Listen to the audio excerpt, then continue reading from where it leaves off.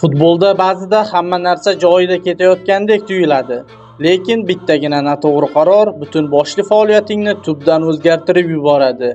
Bu Karim Benzemaning hikoyasi.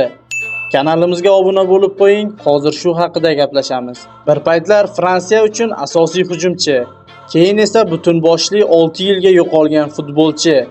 Nima bo'ldi o'zi? Benzema oddiy futbolchi emas edi. U faqatgina gol urmaydi, o'yin quradi, sheriklarini ham o'ynatadi. U Real Madridda uzoq vaqt bosh rolni ola olmadi, chunki yonida Cristiano Ronaldo bor edi. Ko'pchilik o'shanda uni Ronaldo uchun ishlaydigan hujumchi deb o'ylardi. Lekin vaqt o'tib, hamma narsa o'zgardi. 2015-yil. Hammasi Matteo Valbuena bilan bog'liq voqeadan so'ng boshlandi. Bir guruh shantajchilar Valbuenaning shaxsiy videosi bilan uni siqishdi. Undan pul talab qilishdi. Benzema esa unga faqatgina shunaqa maslahat berdi: pulini berib qutulganing yaxshi.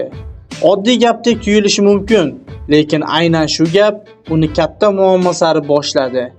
Prokurorlarning so'zlariga ko'ra, lagerda Benzema Valbuenaga shantajchilarga pul o'tkazish uchun bosim o'tkazgan. Karim esa har doim bu ayblovlarni rad etib kelgan.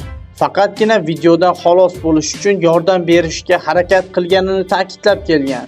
Ko'plab sudlar, tergovlardan so'ng va oxiri Fransiya terma jamoasi har ikkala o'yinchi uchun ham o'z eshiklarini yopdi. Murabbiy Didier Deschamps ham uni chaqirmay qo'ydi. Va tasavvur qiling, u Euro 2016 ni o'tkazib yubordi. 2018-yilgi jahon chempionatini ham faqatgina televizordan ko'rdi. Eng og'iri esa Fransiya o'sha yili chempion bo'ldi. Lekin Benzema bu tarixning ichida yo'q edi. Real Madridda ham hayoti oson kechmadi. Ba'zi paytlarda u gol ura olmadi. Muxlislar hushtak chaldi. Benzema tugadi degan gaplar ham chiqdi. Lekin u sinmadi. Asta-sekinlik bilan u o'zini yig'di va nihoyat 2018-yilda Cristiano ketgach, u butun boshli yukni o'z yelkasiga oldi. Va aynan o'sha vaqtda haqiqiy Benzema katta sahnaga chiqdi. Hal qiluvchi o'yinlar, Chempionlar Ligasidagi muhim gollar, liderlik, barchasi unda mujassam edi. 2021-yil kutilmagan qaror. Benzema yana terma jamoaga qaytdi. U qaytishi bilanoq darrov foyda berdi va eng muhimi u xo'rozlar bilan UEFA Millatlar Ligasini yutdi. Bu uning qaytishini isboti edi. Uning terma jamoadagi umumiy statistikasi 97 ta uchrashuvda 37 ta goldan iborat. Keyin esa eng chiroyli davrlar boshlandi. 2022-yil. Benzema shunchaki yaxshi emas edi. U eng zo'ri edi. U Real Madrid safida UEFA Chempionlar Ligasini yutdi. Hal qiluvchi gollarni urdi. Jamoani oldinga sudradi va oxiri oltin to'pni munosib tarzda oldi. Bu oddiy sovrin emas edi.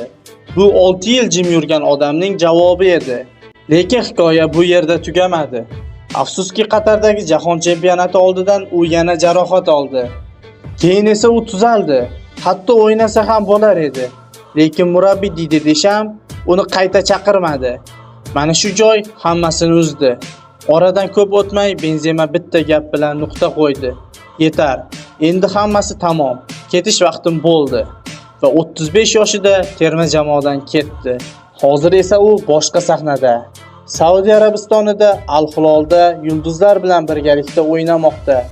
Nisbatan bosim kamroq, hayot esa tinchroq.